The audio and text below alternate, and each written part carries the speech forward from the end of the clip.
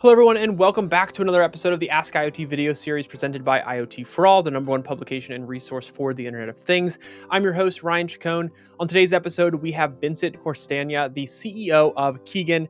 They are a global leader in eSIM security and a company that has pioneered the iSIM. So we're going to spend today talking about the biggest IoT growth opportunities with eSIMs, what eSIMs are, how they're used, the benefits, so forth, what are the high growth vertical markets that eSIM and iSIM are growing into, and how should operators and businesses be sourcing new IoT solutions with eSIMs and iSIMs, and what they're really looking for in those situations. Welcome, Vincent. Thanks for taking some time to be here and chat with me today. Oh, excellent. Well, thank you very much for the opportunity to talk. Always love to talk about Kigen. Absolutely. Yeah. So let's go ahead and kick this off by having you give a quick introduction about yourself to our audience, and then an overview of Kigen and kind of what you all do. Sure. So my name is Vincent Korstanje. I worked at ARM for about 20 years, and in about 6 years ago, we were looking at kind of how do we secure IoT. Really important to secure IoT, and the key thing there is the secure identity or the root key of the device. And we're looking around in the market what the standards are. And one of the standards we came across was a SIM. A SIM is really good, been attacked for many years, been proven for many years. And then the eSIM takes it to the next level, and it's really, really useful for IoT. eSIM is when you take the SIM and you solder it down, you close the hole of the device, and that allows you to have a much smaller form factor. But then now the challenge is, how do you update your connectivity? You go from AT&T to Verizon. How do you do that? That effectively happens with a remote server. And then what we have now at ARM, we were initiating something called an iSIM, where we take this eSIM and we integrate it into the radio. That's now a really useful next step. Makes it even more secure, even more smaller form factor, and even more lower battery power. And that's very useful. And then about 2 years ago, we decided to spin out of ARM and really have a good focus on this business with our products, our Kigen OS, our Kigen RSP, remote server SIM provisioning, as well as our key factory provisioning. And in the last year, we've had quite a lot of traction. We probably grew by about 350% in our eSIM deployments. You can see that we are now going really fast. And the reason for this is this focus. We now have a company really focused on this, but we're focusing on IoT and high growth areas. And then the second factor is that with the chip shortage, actually going from 3 chips, a application processor, radio, and SIM, to 2 chips is really, really beneficial. Makes it much easier. So we've seen a lot of interest in this reduction of cost, reduction of complexity, but also expanding the opportunities around secure data. Fantastic. So I know today our conversation is really trying to be focused around the biggest IoT growth opportunities with eSIMs. And you've already kind of answered one of my first questions, but maybe you could dive in a little bit further around what exactly an eSIM is, how it's used, what are the benefits of it versus kind of SIMs and other options out there, and just kind of high level this whole picture for us. Sure. Now, if your users, I'm sure they're familiar with the SIM. Normally on your mobile phone, if you want connectivity, you put the SIM inside of the mobile phone, and that determines the connectivity. Be that AT&T, Verizon, or Vodafone. And if you want to change, you take the SIM out and you put a new SIM in. Now, clearly to do that, there's a hole in the side of the device, which is now okay for a mobile maybe. I know quite a few of the mobile phone manufacturers also would like to get rid of the hole. But now when you're looking at an IoT device, which might be somewhere in an engine of a car, or it might be high up in a factory, or it might be in a very dusty environment, that hole is really inconvenient. So what they came up with in the industry is called an eSIM, where they take that SIM and they solder it down on the little motherboard of the device. They can close the hole, but then obviously to update that, you have to use a remote server, and that will then do that transformation for you purely in software. So the software will then tell the SIM to change from AT&T to Verizon or back, whatever is the right solution. And the benefit of that is now the device gets closed, much smaller form factor. Don't need a tray, much less problems with vibration that might make the tray come loose. But also, if the device is sealed, think about a smart meter, you can still update the device remotely without having to send a technician or engineer around to someone's house. Fantastic.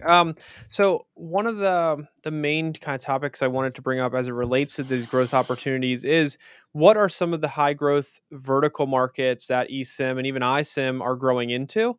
And just I guess let's talk about that for a second. Just kind of what industries are really leading the way with these technologies. Sure, there are quite a few, but I think the key one that started fastest was automotive. Okay. Automotive, you can think now, you want your car to be connected. There's the requirement to be able to do an emergency call or an e-call. Again, for that you need to have a connectivity in the car.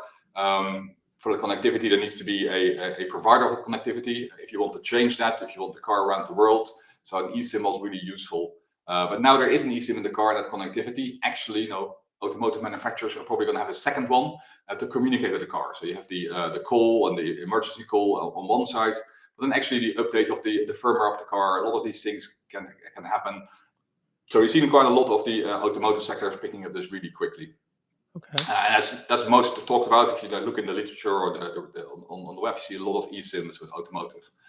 But we are mainly focusing on slightly different areas, like watches. I'm a runner. You can see I'm wearing one of the running watches, and they are coming up with slightly different use cases. Not just make a phone call on the watch.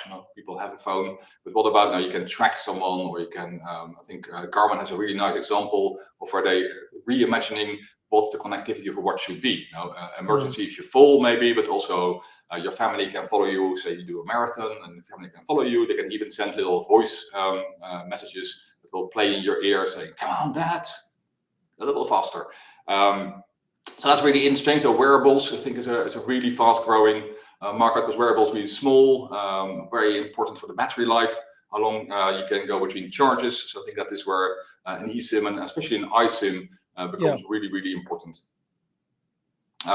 Me to keep going, or you want to ask some questions on Yeah, well, these? I guess one question I would like, because I've heard from my end just some other industries, and I wanted to kind of get a sense. Maybe you all play in these spaces and not, but on the kind of the utility side, smart Mhm. metering, those kinds of spaces, how are eSIMs kind of being, or how are they playing a role kind of in those spaces? Yeah, so smart metering is now really interesting. Again, there's quite a lot of different meters. A lot of people think about electricity meters, but now you also have things like water meters, gas meters. And electricity meter has the advantage of being powered, so the energy usage is not as important. Clearly, now in the current energy crisis, any watt counts. But when you look at a water meter, there's no power there, so it runs off a battery. So it's really important to be low power. So that's it's really useful place for, again, an eSIM or an iSIM. But also these meters are now, they are money, right? The more water you use, the more gas you use, they will be charged. So they are potential targets for intrusion. So they get completely sealed. Now, if your connectivity provider maybe goes out of business, or there's another reason to switch, a lot of people want the ability to update their smart meter. So that's now that Mm, they are insulated for anything that could happen. Because a smart meter is 20-year lifetime, goes gets deployed for quite a long time. So it's really important that you can update it. And this is where eSIM and iSIM really come into play, is the ability to update it remotely. So if you find a better tariff, or you find right. a reason to go to a different country for different things, it helps having that the eSIM or the iSIM installed. Fantastic. How is it helping kind of overall in the I was talking to somebody the other day about kind of smart grids and kind of that whole space. Are eSIMs kind of playing a role there as well? It sounds like it's definitely applicable to kind of that whole opportunity there. It is, and actually the interesting thing is, what an eSIM and iSIM does, it provides you connectivity, security details. But once you Right. have that security corner into your device, and you know where it is, and especially in the integrated case of iSIM, it can't change. It's always there. It's like a little safe on the corner, and actually that safe can offer other services as well, which is something we're seeing quite nicely in smart grids. Is where Mm, the eSIM effectively is, or the iSIM is being used as a store for other services. And one of these services is, for instance, things like data signing. So you sign the data, so you know that this data comes from this device, and this is valid data. So think again about the energy sector. Think about solar power, or wind energy, or these kind of things, and you're generating it at home, and you want to deliver it back to the grid. It's really yeah. important to know where that energy is, and to know Right. Right. how a grid operator could deploy that. But to know that, we need to know it in a really secure way. So we have now done a small announcement together with Core Okay. Network MVNO and Energy Yep. Web, where we Yep. sign this data, we export the data, and then effectively Energy Web creates a open platform that can trade data. So you can see that, and that makes it really important, because very often it's not about how to create the energy. It is kind of where the energy is, where is it stored, where is it moving to, how can I move to the right place in the country. And really, this information is really important, but it can only be useful if you can trust it, and thus the signing is very important. Makes total sense. So what is in your opinion, what is the future with eSIMs, iSIMs and such look like? And what other industries do you feel like that maybe haven't taken full advantage of this technology will be kind of the next group to really start adopting this? Well, I think it depends a bit on what you're talking about, but eSIM, iSIM, I think is every device in my eyes will be converted over time to eSIM, iSIM. Particularly, actually, we believe that eSIM is a staging post towards iSIM. Just gets integrated. It's really small. It's really low cost. So there's no reason not to have it everywhere. And then you can think now about this data trading. It's not just when it comes to energy. There's actually lots of interesting information of signing data. So that's maybe on the health assets or a tracking service.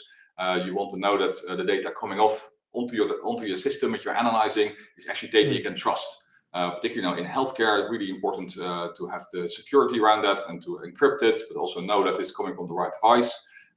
Similarly, for tracking services, to know where very large and expensive material is really important. So yeah, I think we think it's going to go very, very wide. Yep. But initially in those segments, particularly. Okay. Fantastic.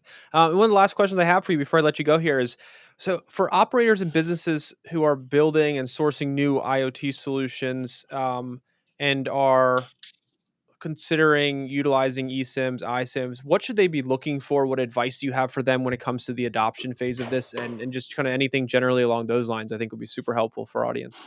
Yeah, I think particularly in IoT, it's very important to find a kind of a partner that is focused on eSIM and iSIM and not really focused on the SIM side.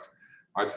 We are a very kind of single provider for eSIM and iSIM, and that's where we want to move the industry. We don't have any problems with plastic disappearing. We actually think it's a good idea that plastic disappears. Similarly, choose a partner that looks at standards, stays in the standards. Really important to know to make sure that you future-proof your investment. If the supplier isn't delivering, you can move away because it's all standard-based. Really important. And then last but not least, what we do is we bring an ecosystem with us. We try to specialize, making sure that we offer what we are really good at. It's the software side. We work with hardware partners, with connectivity partners, for all of us to make sure that our end customers get the best solution. Fantastic.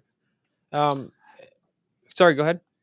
Yeah, one other thing is also at Kigen we are always kind of willing to think big and act fast. Right? We were if customers want something, then that is what is really important. And also now sometimes it can be quite a difficult space. So I recall a clip of Dilbert where they say, "I'm sure wish that someone wrote a dummy's guide for my product." /technology. So that's exactly what we've done. We created a dummy guide for iSIM and eSIM, and delighted to share that with anybody who would want to see that. Fantastic. And to kind of follow up, this last thing here is for audience who is watching this, wants to learn more about Kigen, more about what you all are doing, has maybe follow-up questions about eSIMs, how it could fit into the solution that they have or they're building, and their industry. What's the best way that they can kind of follow up, stay in touch, and so forth? Well, multiple ways. We are very active on LinkedIn. Feel free to reach out to any of us on LinkedIn. More than happy to reach you to the right person to answer your question. Similarly, we also have web forums now on our website, kigen.com. You put it in there. We make sure that we follow that up. Very important. So always happy to reach out to us and let us know your questions. That's what we're here for. Fantastic. Well, Vincent, thank you so much for your time. This is a topic that has come up a lot in conversation recently. So I'm glad you were able to take some time and jump on here and kind of share how this is fitting in and where the biggest opportunities are, how it works, the advantages and so forth. So really appreciate your time. Thank you so much. And look forward to having you back sometime in the future. Yeah, I'd love to. Thank you very much, All right, Ryan. everyone, thanks again for watching that episode of the Ask IoT video series. I hope you found a lot of value in it. If you did, please be sure to like the video and subscribe to the channel. It helps others find it and make sure that you get the latest episodes as soon as they become available. Other than that, if you have any questions or topics that you would like us to cover in this series, please leave them in the comments or shoot us an email at hello@iotforall.com. Other than that, thanks again for listening, and we'll see you next time.